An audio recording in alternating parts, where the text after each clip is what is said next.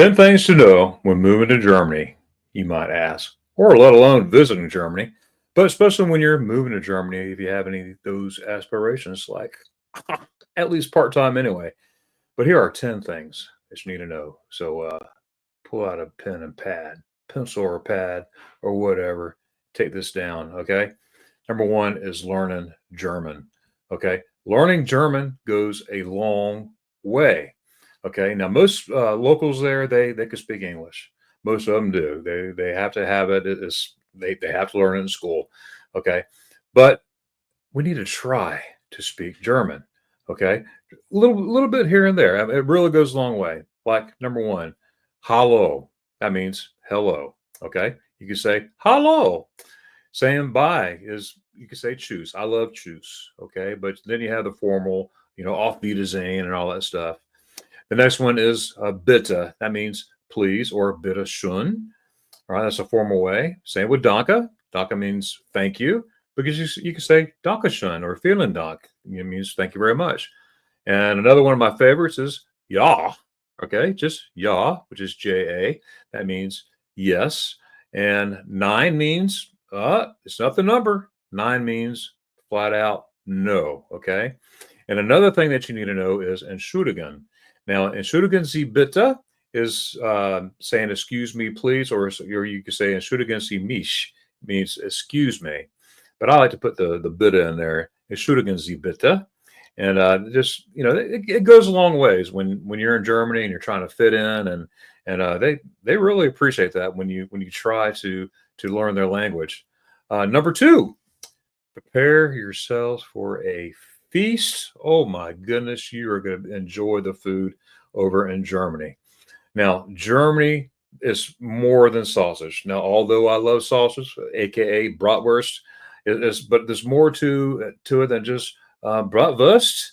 Okay, there's a lot of stuff out there. They have fine dining, they have the diverse cuisine, and there's something for everybody out there. Now, if you're a food lover like me, I like to try a little bit of everything. Okay, but look, you got to try the food. You don't be a food snob. You got to try it. If I could try Met at least once, you could try anything. What is Met? It's a raw pork. I'm not even going to go there. Will I do it again? No, but I can say I did it. Okay, and I actually have a video on that as well. But some of the foods are like rouladen. Oh, I love rouladen. It's a thin slices of beef that are rolled around in bacon, pickles, onion, senf, which is mustard, and it's just all roasted together. And you got the spatula right there. You get this a soft egg noodles. Some people compare it to our mac and cheese, but I can't even compare it to mac and cheese. It's so good. Okay, it's made from a wheat flour, an egg, often topped with loads of luscious cheese, roasted onions, and all this stuff is put on it. Don't forget the Schweinehaxe. Oh, I love Schweinehaxe, the big pork shake. Oh, the pork shake's awesome, but the Schweinehaxe, and of course the bratwurst. All kinds of wurst. There's many kinds of wurst. I think there's over 2,200 different kinds of wurst out there, and I need that in the worst way. I crack myself up. All right, but there's also I'm trying. I just had a brain freeze right now. There's this dish in Germany. It's like a pasta dough. It's filled with meat, spinach, breadcrumbs. They have onions, different herbs and spices. And I can't think of the name of it to save my life. So if you're a German and you know what I'm talking about, I think it starts with an M. But I'm brain freeze. I didn't even think about that until I'm sitting here recording.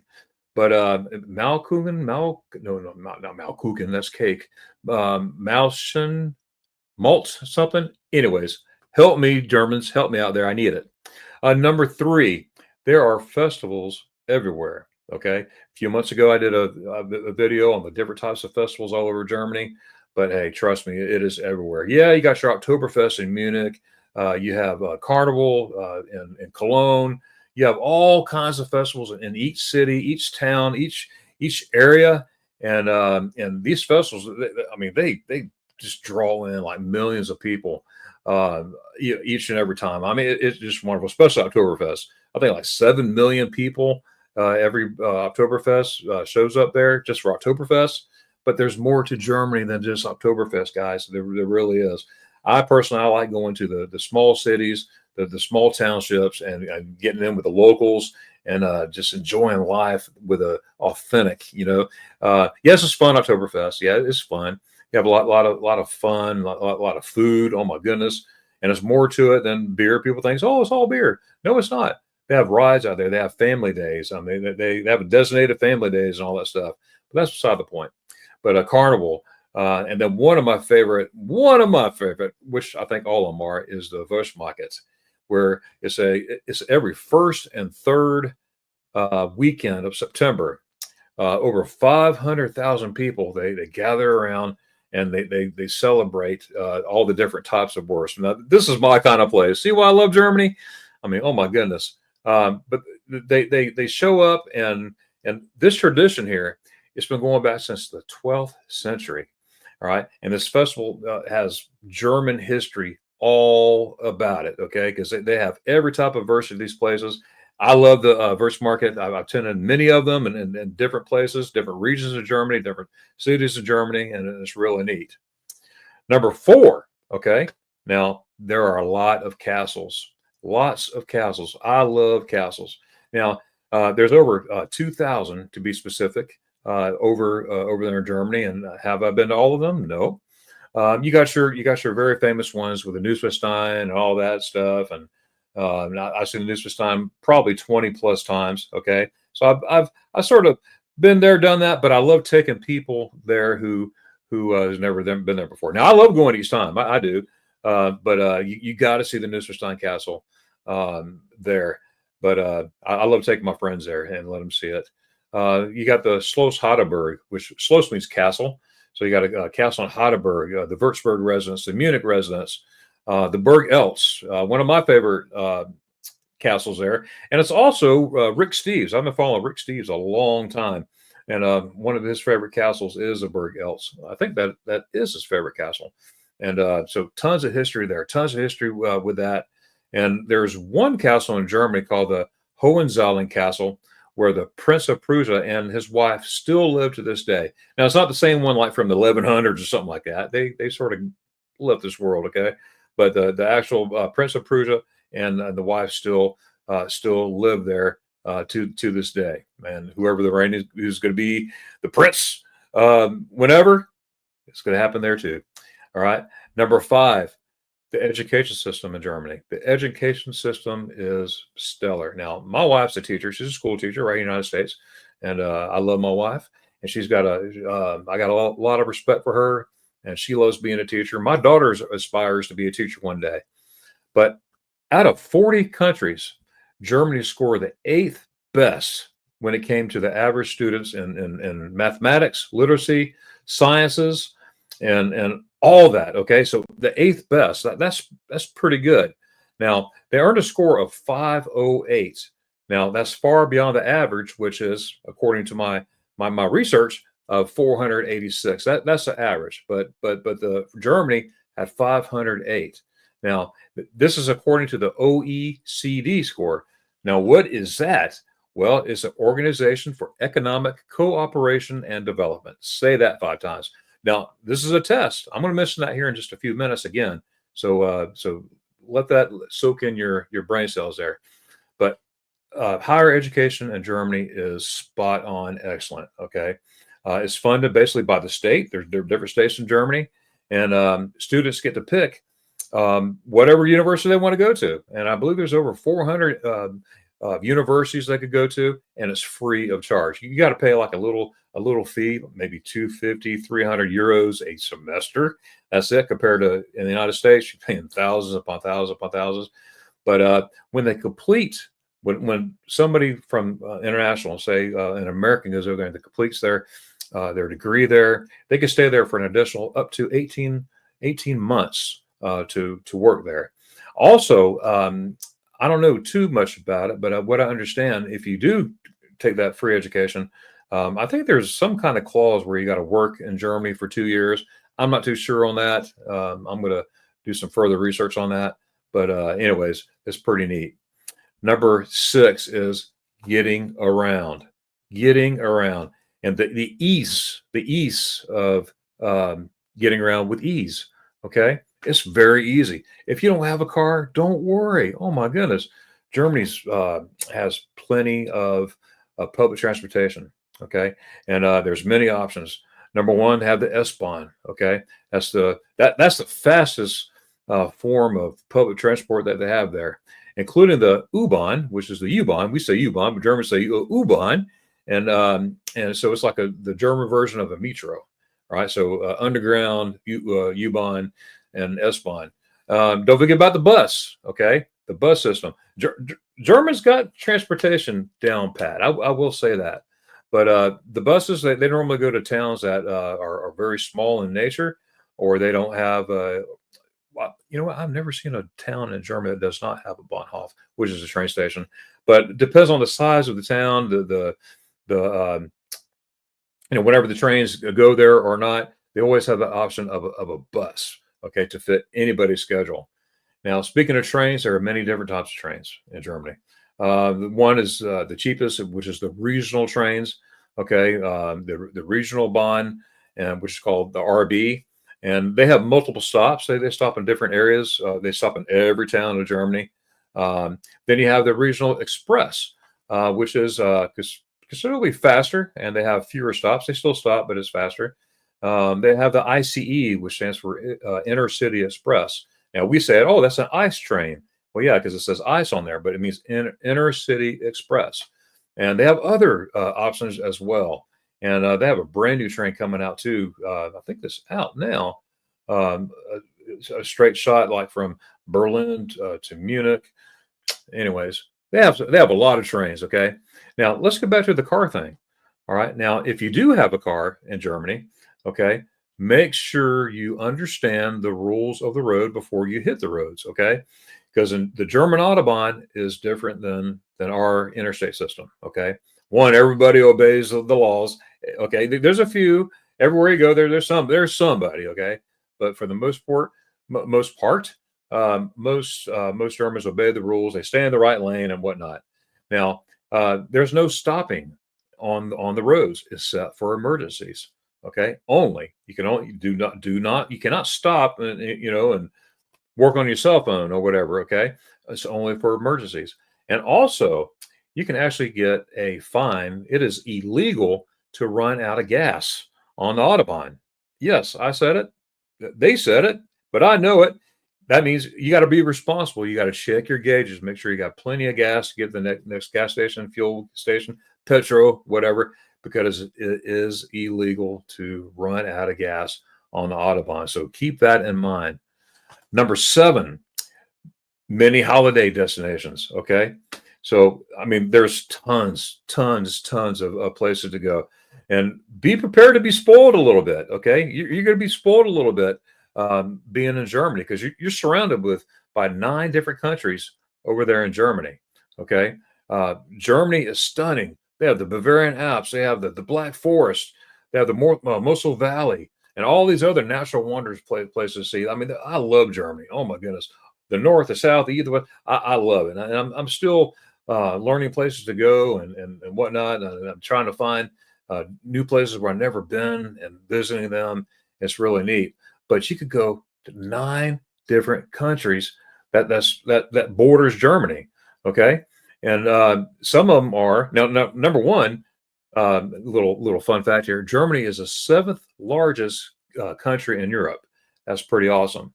It borders Denmark to the north, Poland and the Czech Republic to the east.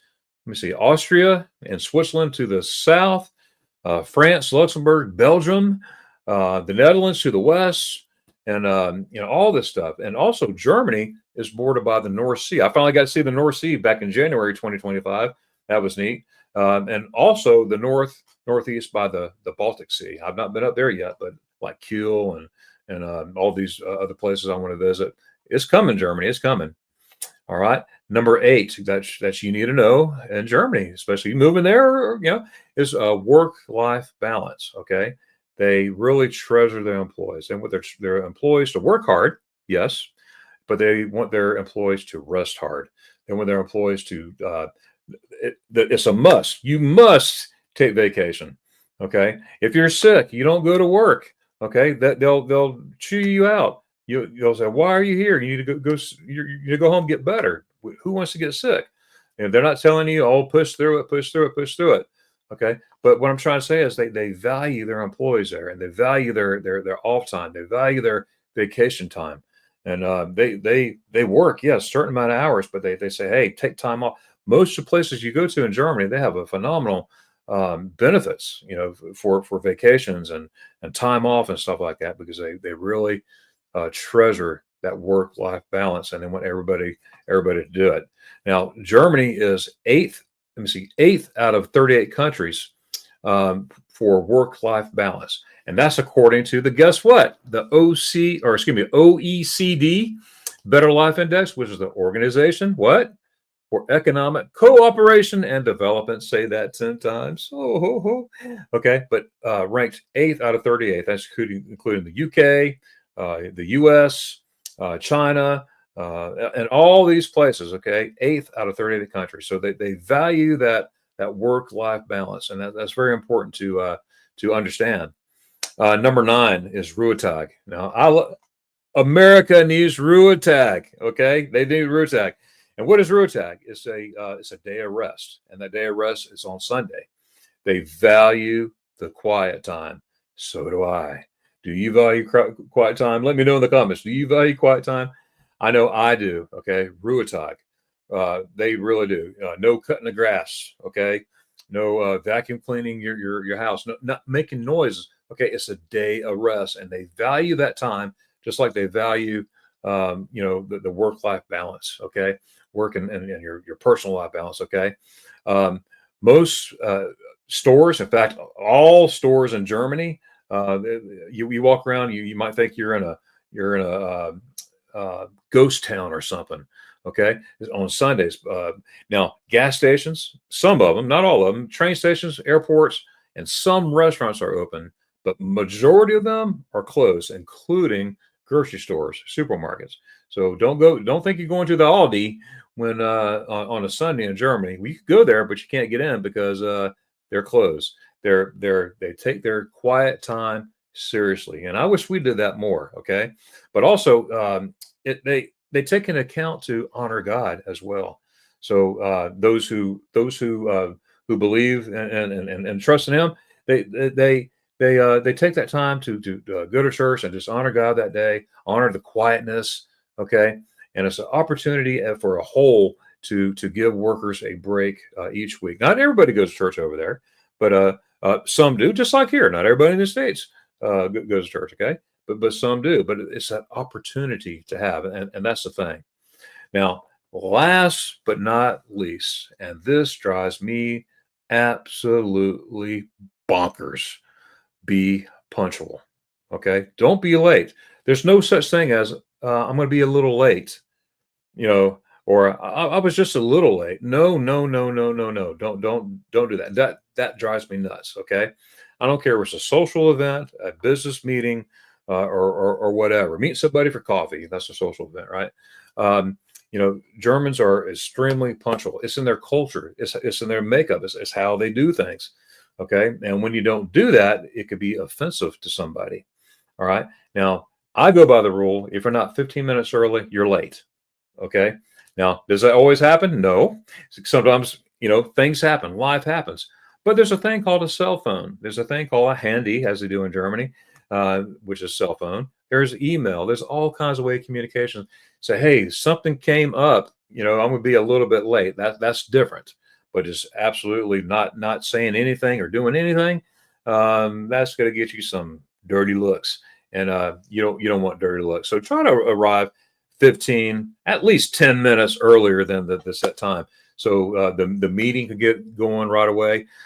With that, like going to work, that drives me crazy. You go to work, like me personally, I was brought up. You show up prepared to work. That was a thing of my dad. They drove him crazy too. Because when you get to work, show up early, get prepared, and then start your work on your time. Not get to work, brush your teeth, comb your hair, and do like that. No, no, no, no, no. When it's time to go to work, you go to work. That's ingrained in me. Okay, and but they really love being on time and hate being late.